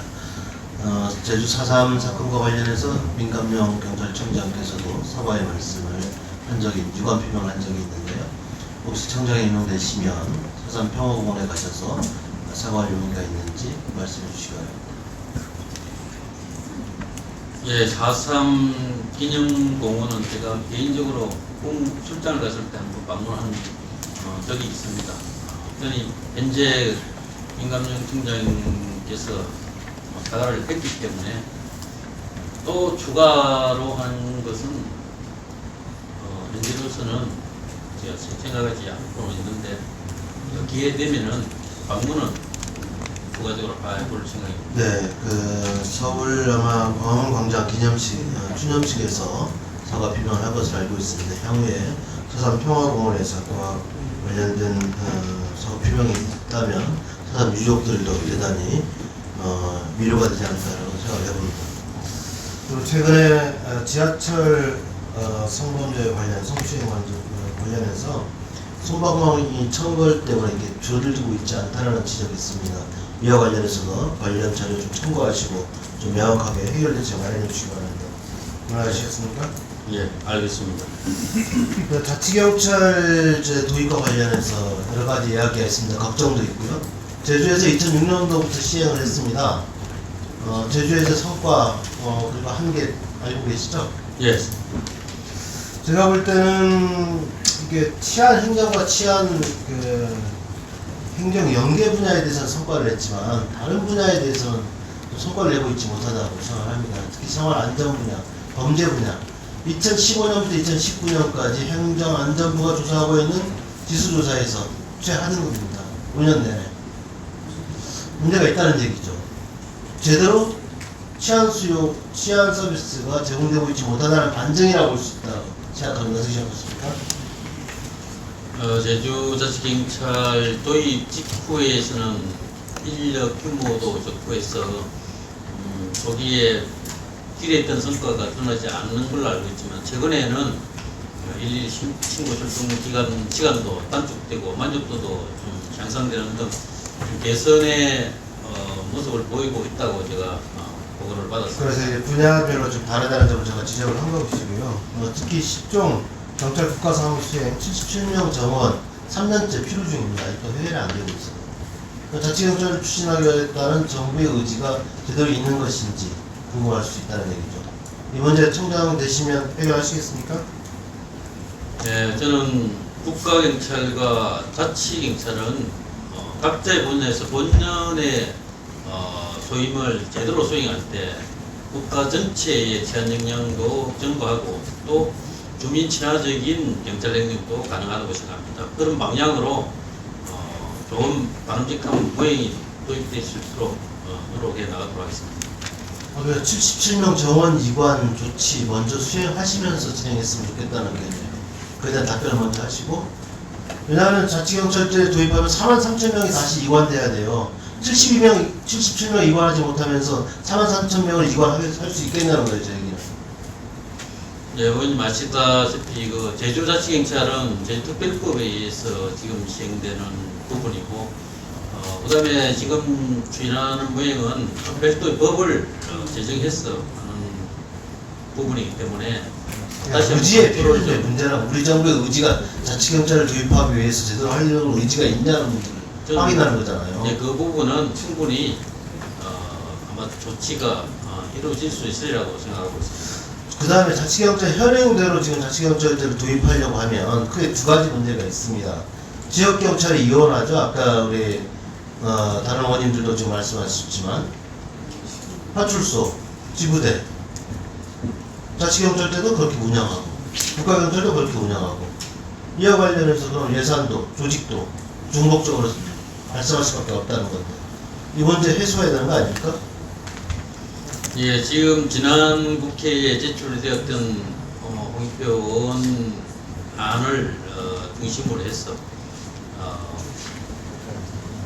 시행착오 가능성이라든지 혼선 등을 최소화할 수 있는 그런 바람직한 방향이 있는지 여부에 대해서도. 그러니까 현재 상황 일부만 쓰고 제가 보충 질의 안 하겠습니다. 그냥 말씀하십시오. 원래 켜주는 게 죄송합니다. 배려가 있는 알겠습니다. 자, 그러면 지역경찰의 이원화 문제, 그 다음에 또 하나의 문제가 사무의 이원화예요. 같은 범죄를 저지르는데 범죄의 경중에 따라서 자치경찰이 사무가 될 수도 있고 국가경찰이 사무가 될 수도 있는 거 아닙니까? 그렇잖아요. 사무의 이원화 문제를 어떤 방식으로 해결하지 않고 그러면 국민들은 어디로 어떻게 접근해야 되는 거예요? 예를 들어 국민들이 이와 관련된 나의 치안 서비스를 받기 위해서 자치경찰로 문제를 제기해야 될 것인지 국가경찰로 제기해야 될 것인지 다 공부해야 됩니까? 치안 사무에 대해서? 예, 의원님 그 부분은 지금 112 시스템은 통합 운영을 하기 때문에 국민들께서는 어디에 연락을 하든 국가경찰, 자치경찰이 동시 어디에 연락을 하든 만약에 112에 신고를 했어요. 갔습니다. 가서 이제 해당 현장에 갔는데 자치경찰이 갔다고 판단해 봅시다. 자치경찰이 갔는데 이거는 자치경찰 사무라고 생각해서 내가 가본 거야. 자치경찰 입장에서는. 근데 가보니까 현장의 상황이 경중이 좀 높아요. 네. 자, 교통사고가 났는데 교통사고 경중이 약간 높은 사고예요. 그러면 이게 자기 업무가 아닌가요? 자치경찰 업무는. 자치경찰 입장에서는 이건 국가경찰의 사무이기 때문에 국가경찰이 와야 되는 상황입니다. 이렇게 얘기를 하는 거예요. 초동대체가 안 되죠. 초동수사권도 없으니까. 네, 의원님. 자, 좋습니다. 어쨌든 이런 문제를 포함해서 대책이 마련돼야 된다는 거예요. 그래서 자치경찰의 도입 방향에 대해서 청장 후보자의 의견을 말씀해 주시죠. 예, 그 부분에 대해서는 자치경찰이 인지한 국가경찰 사무는 반드시 국가경찰이 인정하게 돼 있기 때문에 하여튼 그런 재반 협력 방안을 세밀하게 조율을 하면은 충분한 현장에서 혼선을 최소화할 수 있다고 생각합니다. 세밀하게 저희들이 현장을 검토해 나가야 될 것 같다. 충분히 이유 있는 말씀이시니까 저희들 같이 논의했으면 좋겠습니다. 네. 오영훈 의원님 죄송합니다. 절절한 마음을 이해하면서 다음은 더불어민주당의 박안주 의원님 질의해 주십시오. 대우를 하루 종일 고생하시는데요. 그 후보자께서 계속 법이 허용되는 범위 안에서 수사합니다. 반복하시는데요. 현재 보니까 유출 사건은 중앙지검, 변사 사건은 성북서, 2차 가해자 서울시 방위, 4자 명예훼손은 서울경찰청 이렇게 나눠서 진행되고 있죠. 예. 그래서 법이 허용된다는 의미가 무슨 뜻이에요? 그 국민들한테 굉장히 애매해서 야당 의원님들도 계속 실제적으로 뭘 하겠다라는 거는 안 잡혀있으니까 제가 국민이 궁금한 거 한번 여쭤볼게요. 후보자님, 지난 8일 저녁 서울시장 실종수색 시 SNS상에서 고소장으로 보이는 내용 유포된 사실 알고 계시죠? 예. 그게 경찰서에서 피해자 고소 내용과 부합하지 않다라고 오전에 대답하셨죠? 네, 문서 자체는 경찰에 제출된 문서가 아니라. 그럼 누군가가 이미 이 고소장을 갖고 있는 사람은 고소인과 조사한 사람 둘 중에 하나든지 그 주변에 있는 사람이잖아요. 만약에 이걸 유포하면 피소 사실 유출인 처벌인가요? 아니면 가짜 뉴스니까 2차 피해로 처벌해야 돼요. 2차 피해에 해당은 해당된다고 그럼 생각합니다. 조사하세요. 부분에서 수사를 하고 있습니다. 예, 그것도 신속하게 하셔야 될 것 같아요. 두 번째요.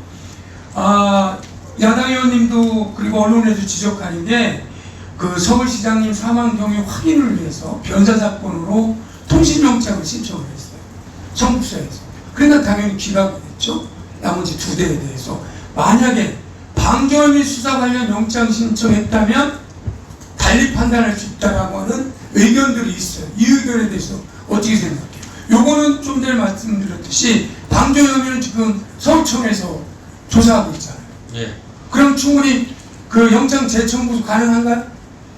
지금 방조혐의 수사와 관련해서는 주요 참고인부터 그러니까 제가 수사적으로 필요하면 궁극적으로 필요하다면 방조혐의에 대한 필요한 그런 핸드폰 영장 수사 가능한지 검토할 수 있죠. 네, 수사팀에서 판단할 사안이지만 충분히 네. 가능하다고 생각합니다. 그래서 이렇게 좀 명쾌하게 말씀을 해주셔야 의지가 있다고 보여지는 겁니다. 서울시 방조 수사가 지금 서울청 차장을 중심으로 해서 TF를 하고 있어요. 근데 부산시장 성추행 사건 시 정무라인 핸폰 압수수색 하셨죠? 5월 16일. 예. 왜 하셨어요? 통화 내역 등 필요한 수사를 하기 위한. 그러면 동일하게 서울시 방조 수사 때 서울시청 정무라인도 핸드폰 압수수색 할 수 있죠? 기본적으로 수사팀에서 판단할 사안이지만은 법적으로는 불가능하지는 않다고 생각합니다. 근데 아직은 변사 사건 참고인 수사만 하고 있으니까 그죠? 그 두 개의 수사는 별건 알고 있습니다. 변사 사건은 성북서에서 하는데 네. 왜 죽은 경위 이거는 지금 참고인 목적으로 비서실장 등 이렇게 불러다 하는 거 참고인은 강제 수사가 될 수가 없습니다. 네. 그러나 방조 수사에 대해서는 강제 수사 내지는 직접 수사하실 수 있죠. 예, 법적으로는 가능하다고 생각합니다. 6층 압수수색도 가능하죠. 만약에 방조 수사를 직접 수사, 강제 수사로 전환 시작을 이제 TF 꾸렸으니까 한다면 예, 필요에 따라서 압수수색할 수 있죠. 그 부분에 대해서 본범 점검에 존재하지 않는 경우에 방조범을 독자적으로 수사할 수 있느냐 그 부분에 대해서는 그건 오전에 맞습니다. 법률적 검토가 어느 정도까지 예. 기다리면 될까요? 그 법적으로 그리고 이론에서도 좀 갈리고는 있지만은 저는 그 입장을 사실은 이렇게 하다 보니까 부산시장 건, 서울시장 광주권 모두가 이렇게 뜨뜻미진하게 하는 게 아니냐라고 하는 의혹을 지금 우리 후보자님께서 갖는 거예요. 그렇다고 법무시하고 하라는 게 아니고 그런 결론도를 빨리 내서 진행해야 될 것 같습니다. 이것은 제가 예. 법이 허용하는 한도 내에서는 의지를 갖고 그 허용한도 내가 뭔지를 밝히셔야 되는 거예요. 청문회잖아요. 예. 기본적으로 서울청 차장이 대부단장을 맡고 그 다음에 생활안전부장과 수사부장이 분야별 수사팀장을 맡아서 수사를 진행하고 있습니다. 필요한 수사는 엄정하게 할 것으로 저는 생각하고 있습니다. 예, 감사합니다. 박한주 의원님 수고하셨습니다. 다음은 더불어민주당의 이영석 위원님 질의해 주십시오. 예, 광주 북구의 이영석입니다. 아까 범죄에 의해서 다시 PPT 화면 좀 띄워주시기 바랍니다. 본질 때 보여줬던 화면이 다시는 우리 경찰 역사에 있어서는 안 될 과폭력, 경찰의 과잉 진압이었다. 이 3대 나라 슈퍼 방불사 사건, 약촌오구리 사건, 그리고 또 화성팔자 살인사건, 이춘재 살인사건이죠. 낙동과 강변 살인사건까지. 이 살인사건은 우리 경찰의 부실 수사나 강압 수사에 의해서 벌어진 우리 경찰의 흑역사에 있어서는 안 될 수사의 기록이다. 저는 이렇게 판단합니다. 이 과잉 진압 그리고 또 이 부실 수사, 강압 수사의 근저에는 저는 기본적으로 그동안 우리 경찰이 우리 국민에 대한 인간의 존엄성, 즉 기본적인 인권에 대한 인식이 부족했지 않나 하는 생각을 갖고 있는데 후보자 생각은 어떻습니까? 예, 저도 의원님 말씀에 공감을 합니다. 가장 기본적으로 경찰 업무의 최고 가치를 할 수 있는 인권의 의미를 제대로 살피지 못했고 또 경찰 업무는 특히 수사는 가장 엄격하게 국가 원칙에 의해서 이루어야 되는데 그 부분을 제대로 지키지 못했다고 생각합니다. 또 후보자께서 재작년에 경남지방경찰청에 근무하셨죠? 예. 취임사에서 이렇게 말씀하셨어요. 국민의 인권과 권익의 관점에서 정의로운 수사 체계를 정착시켜야 한다. 경찰관 개개인의 인권의식을 높이고 인권 친화적인 제도도 정비해야 한다. 방금 전에 이 인권 침해 사례에 대해서도 많은 저희 의원들이 지적을 했었고 또 후보자께서는 경찰의 정책 중립성에 대해서 법적 제도적 장치를 마련하시겠다 이렇게 말씀하셨는데 이런 경찰의 인권보호, 국민에 대한 인권보호에 대해서는 어떤 구상을 갖고 계신가요? 예, 경찰 업무 전반에 걸쳐서 기본적으로 인권이 최고의 가치로 자리 잡을 때 우리 경찰 수사가 제대로 국민들로부터 평가받는다고 저는 생각합니다. 그러기 위해서는 일단 우리 경찰관 개개인의 인권 감수성, 인권에 대한 가치를 제대로 인식하는 그런 어떤 교육과 또 내재화 과정이 상당히 좀 필요하다고 생각합니다. 그리고 제도적으로 변호인 참여권을 또 실질적으로 보장하고 또 인권 개방형 인권 정책관을 도입하는 것도 필요하다고 생각합니다. 방금 저 후보자께서도 교육이 중요하다, 훈련이 중요하다고 말씀하셨고 또 지금 우리 경찰이 그동안에 인권행동 강령도 제정했죠. 예. 인권상담센터도 지금 운영하고 있죠. 그렇죠? 수사 과정에서 인권보장 기반도 조성되고 있다 이렇게 이야기합니다. 인권회도 활성화하겠다 이렇게 이야기를 하는데 근본적으로 이게 나아지지 않는 거죠. 그래서 방금 전에 최숙현 사건은 마찬가지입니다. 여러 지적이 있었지 않습니까? 경찰이 조금만 더 기본적인 인권, 그 선수에 대한 기본적인 인권을 보호하려고 들었다면 그런 불행한 사태는 잘 없었을 거라고 봐요. 그래서 지금 경찰 개혁이 이루어지고 있습니다. 예를 들어서 자치경찰청이 도입되고 있고 또 국가수사본부가 만들어지고 또 정보경찰에 대한 개혁을 하겠다 이렇게 하고 있는데 이제는 기본적으로 이 인권 문제에 대해서도 우리 경찰이 법적인 장치를 마련해야 된다 저는 이렇게 생각합니다.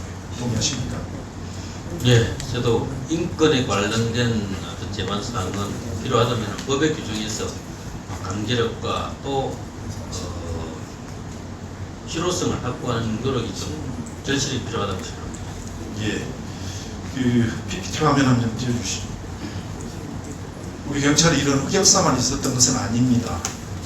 국민이 국가로부터 이렇게 탄압받던 군사 정부 시절에도 경찰이 국민의 인권을 보호하기 위해서 노리겠다는 사례도 있습니다.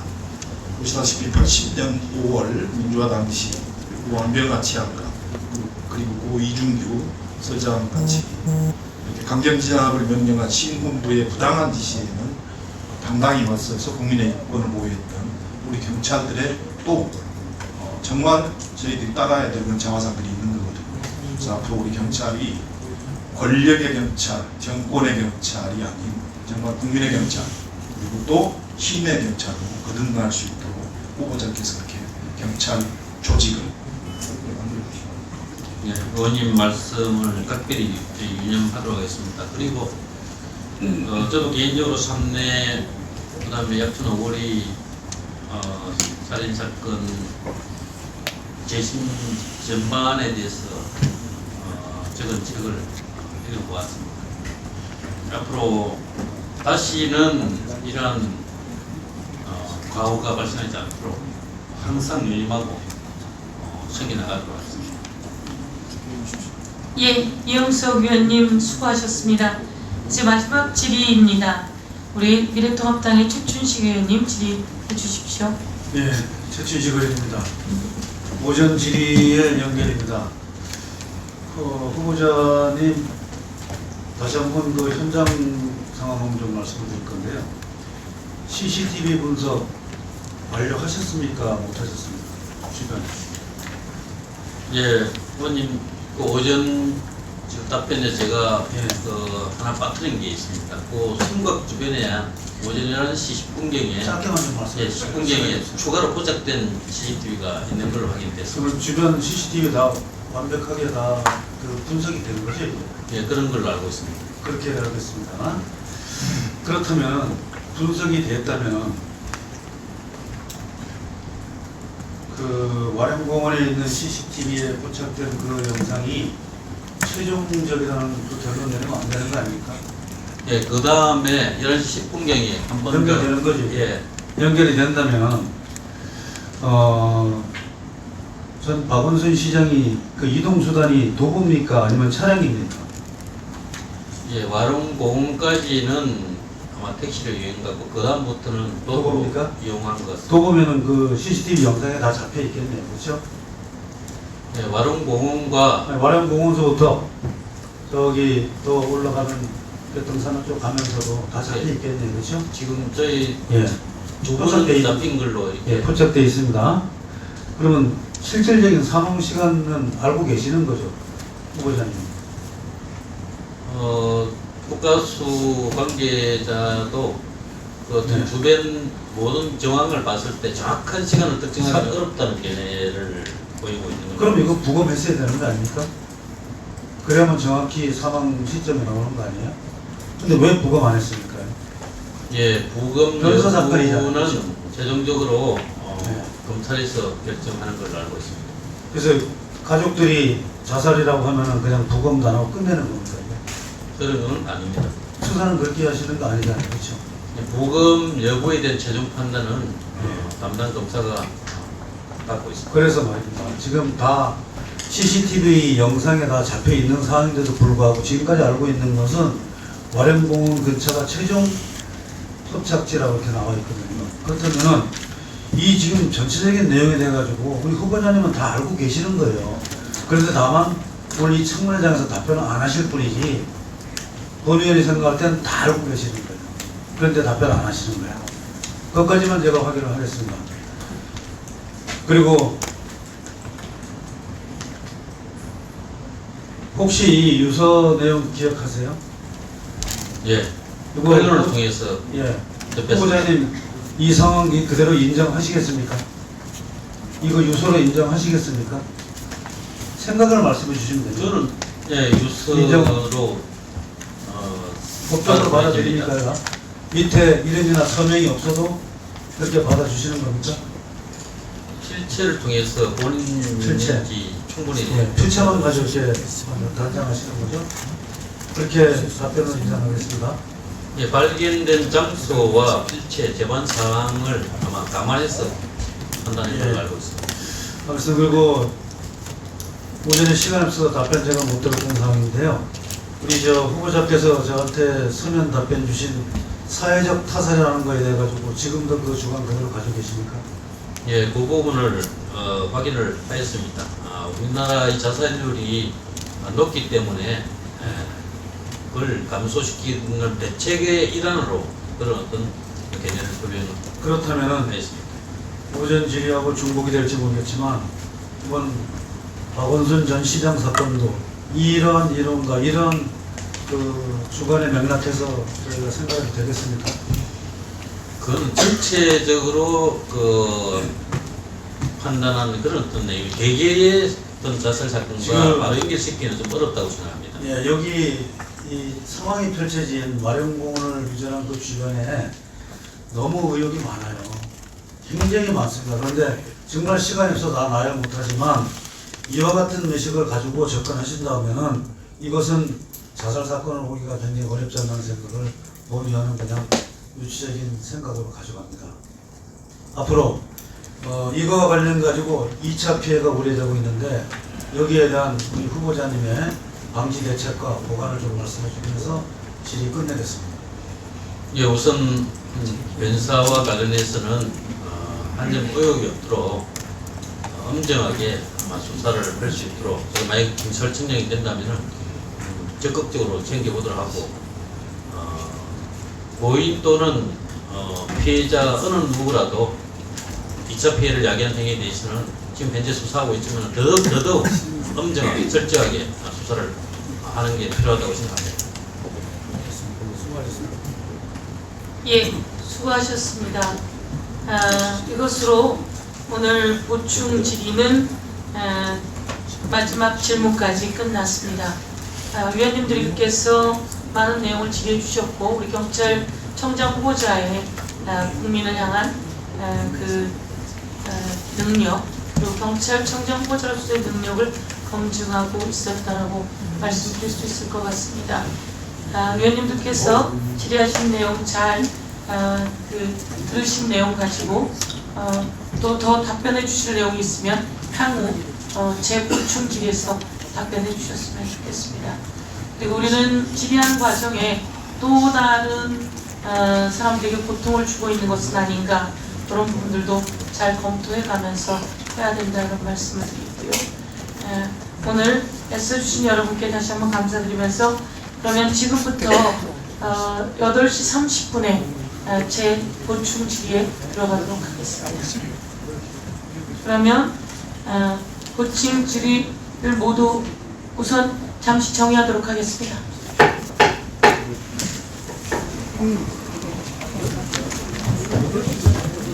네? 그러면 의원님들 8시 하고 싶으십니까?